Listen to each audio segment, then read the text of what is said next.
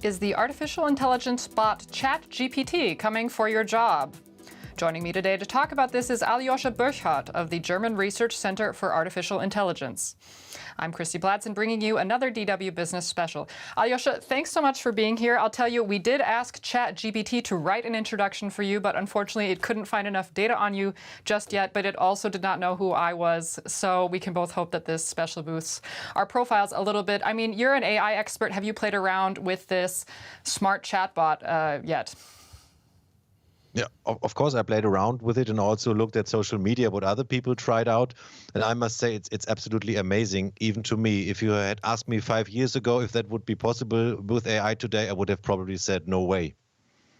Okay, interesting. I want to come back to that point in a second, but just some quick context for anyone who's not familiar. Microsoft is said to be in talks to invest $10 billion in OpenAI. That is the creator of ChatGPT. Now, ChatGPT is an advanced language model developed by OpenAI that can generate human-like text. It's been trained on massive data sets to understand and respond to a wide range of topics. It's been used for chatbots, language translation, text summarization, and it has the potential to change the way we interact with machines and process text data. Let's chat about all the cool things ChatGPT can do and its potential impacts on different industries. Now, if you couldn't tell, that introduction was written by ChatGPT itself. We tested it out on the show earlier this week as well. First, we asked it to pitch an idea for a sitcom set in 80s West Berlin, and it came up with the characters and an outline of a story all by itself. Then we asked it to write a scene with a few jokes. They were not the best jokes I've ever heard, but I've also heard worse. And we told ChatGPT to draw up a halal meal plan for the week. Those were pretty good ideas. And finally, coding. We asked it to write a simple to-do app in Python, and not only did it write the code, but we tested it out, and it actually worked. So, Alyosha, back to you. What I'm seeing in this bot is scriptwriter, nutritionist, programmer, all in one. There's a lot more it can do as well. We've been talking about AI coming for the majority of human jobs for years. Tell me, what jobs has AI already replaced?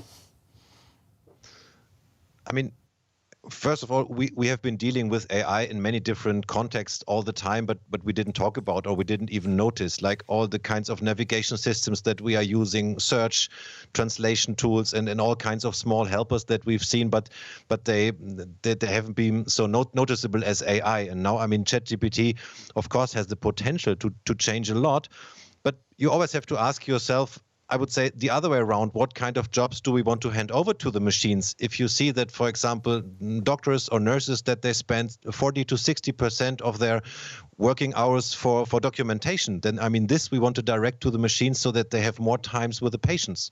You see, if we only use it for rationalization, that they then later on, I mean, care twice as many patients, I mean, then we haven't won a lot. Yeah, I think that's a really great point. I was just talking with a colleague about how we immediately talk about AI replacing jobs, but at the same time, we're dealing with a major worker shortage, for example, in nursing, like you said, in a lot of other sectors as well. So talking about the potential for this software, what about this Microsoft deal? What do you think, as an AI expert, a company like Microsoft could aim to do with this kind of tech?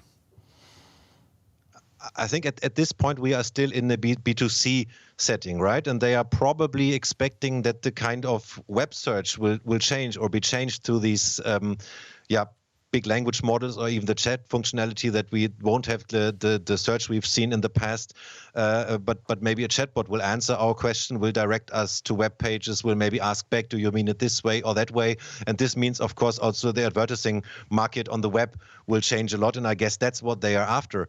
But at the same time, you have to see there is also the whole big B2B business. And we have many, for example, in Germany, Europe, many small and medium enterprises that might want to use these technologies for doing their paperwork, or for talking to their customers, or for doing certain analyses of their data, and so on and so forth. And there, I think we have to talk about, I mean, we don't know yet. There are many much more open questions, I would say, than in the applications that you've shown that are quite straightforward, where maybe also mistakes don't matter that much.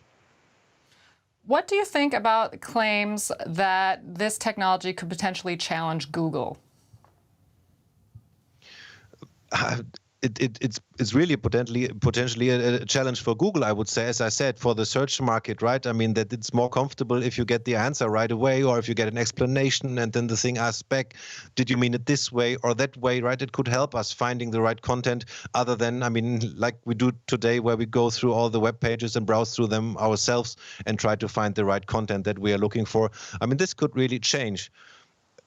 And also the recommendations we see in online marketing, right? They might also change. They become more natural and more outspoken. Yeah, you don't only get the product, but you might get this short text. Why do we recommend this product to you? Or did we get you right that you are looking also for something else, or did we get you wrong? And then you have much more interactivity, I would say, also in online shopping. Right, right. So then we can really see why Microsoft would consider investing such a large sum of money in this technology. Well, we spoke with one tech CEO, Yesha Sivan of innovation platform i8 Ventures, about this technology. He had mixed feelings. Let's take a listen. I am not sleeping for the last month, literally not sleeping, and I'm a great lover of sleep. And it is because what we see now is the culmination of 10 years of extensive work, actually a global work, that OpenAI has been able to utilize to bring in something that is a demonstration of something that is a wonderful and frightening revolution. Now, Alyosha, in your opinion, what is wonderful and what is frightening about this technology? I mean, what is wonderful, I would say, it's a kind of democratization light. Yeah, I mean, many people now can play around with this technology, can get experience, can learn how to use it, how not to use it, yeah, where are limitations, and this is really good. I mean, yeah, in terms of making people aware of the technology and helping them getting into contact, play with it, and learn about it. Of course, there are many questions that need to be discussed. If we talk about the usage in business context, what do we do with our confidential data? What do we do with all kinds of information that's not in the system, like names of medicaments or like spare part numbers and all kinds of information that you're using in business context that this model has not yet been trained on? How do we get all this information in? Also, how do we do quality management? How do we make sure that what gets out does not do harm to people, does not lead them in the wrong direction, give them wrong advices and so on? I mean, this is one thing, but at this point, to be honest, my biggest horror is that all this artificial information, texts, also images, music, and other kind of AI results, that they are polluting the web.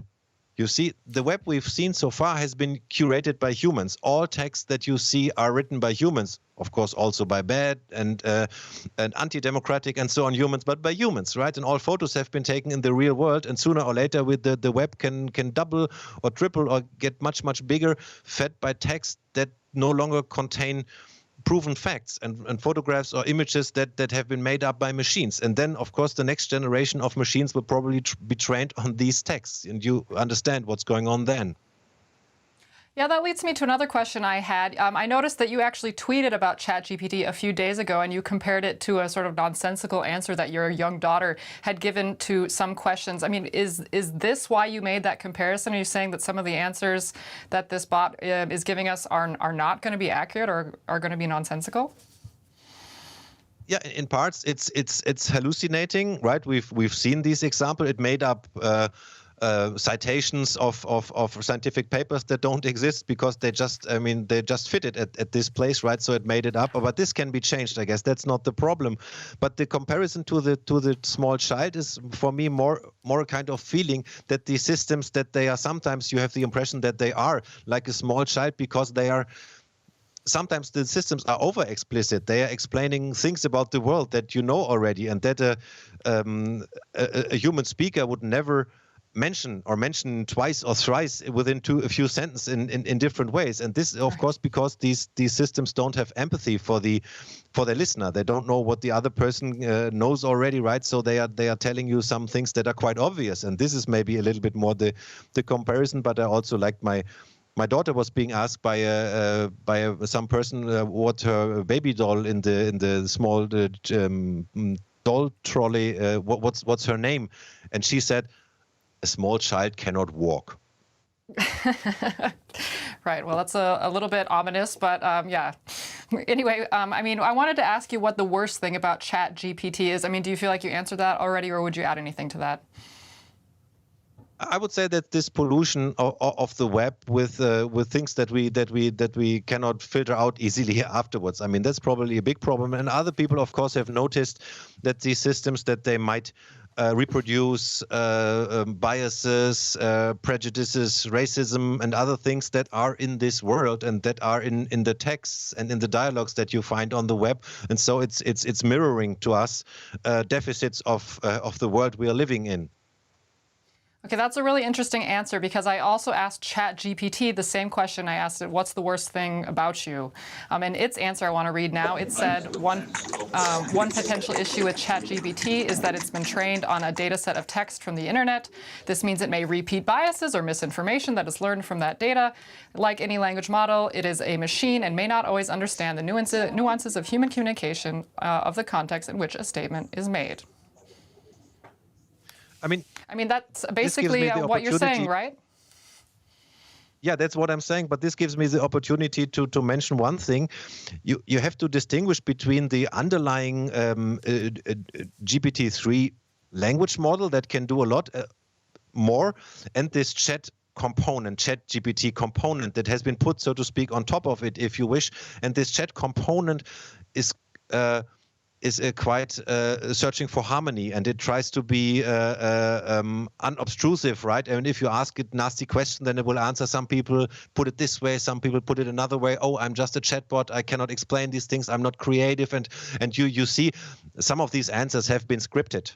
Yeah, so obviously, because I mean, in the past we've seen that some AI systems have given quite blunt answers to nasty questions. And so I think people were much more cautious this time. And so it has been trained to be modest and to be kind of realistic about its limitations and its potential and so on. But you can see, I mean, I guess these are the scripted parts. So these are not the part in air quotes that the systems feels by heart, but the engineers, I think they have built it that way so that it gives these answers so that people are not afraid. So I wouldn't take these answers too serious, to be honest.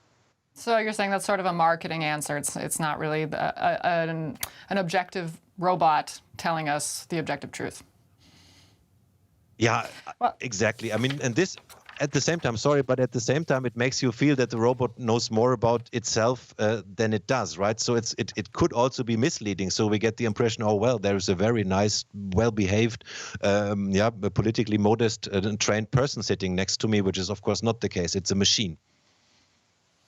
Now, Mr. Sivan, who we heard in the quote a minute ago, was talking about how this is 10 years, the fruits of 10 years of innovation. You said yourself that 5 years ago, you wouldn't have thought we would be talking about this or looking at it like this. I mean, I feel that we've been having serious discussions about AI, this kind of AI potentially replacing human jobs for at least a decade now. So I wanted to ask you, do you feel that the conversation we're having today is different than that conversation that was going on 5 or 10 years ago, or has ChatGPT fundamentally changed that conversation?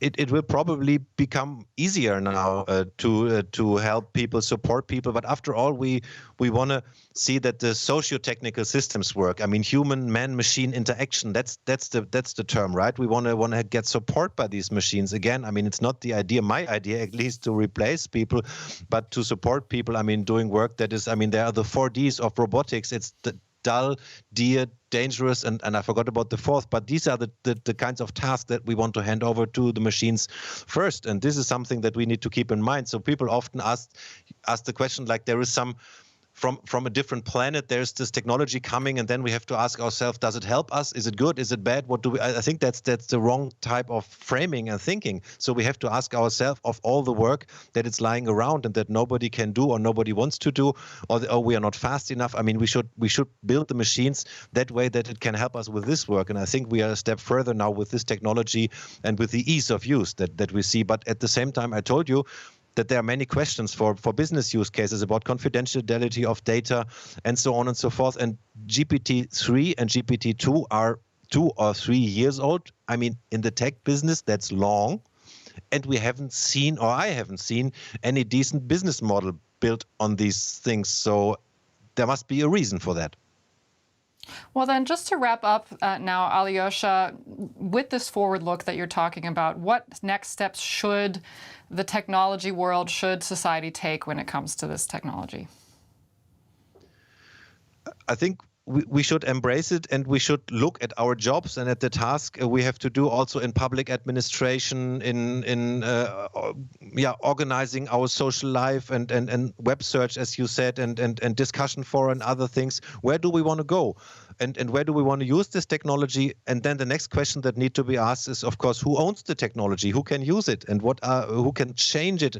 And what I mean, at the moment, we are depending on a few suppliers of this technology, as we have been depending on technology in the last 20 years, on digital technology. But that's not sovereignty. I mean, and we've seen that things can change and things can happen very fast in this world. And we also have to think about this. How do we build these infrastructures, and how do we build these possibilities so that more that we get a little bit more bigger ecosystem of players that can offer these services, so that we are not depending on a few companies. I mean, be they private or publicly sourced, I don't know.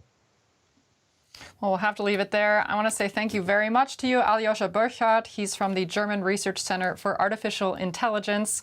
I also want our viewers to let me know in the comments what your thoughts are about this, what your job is, and whether you think ChatGPT could easily replace you, or what jobs you think should be replaced by technology like this.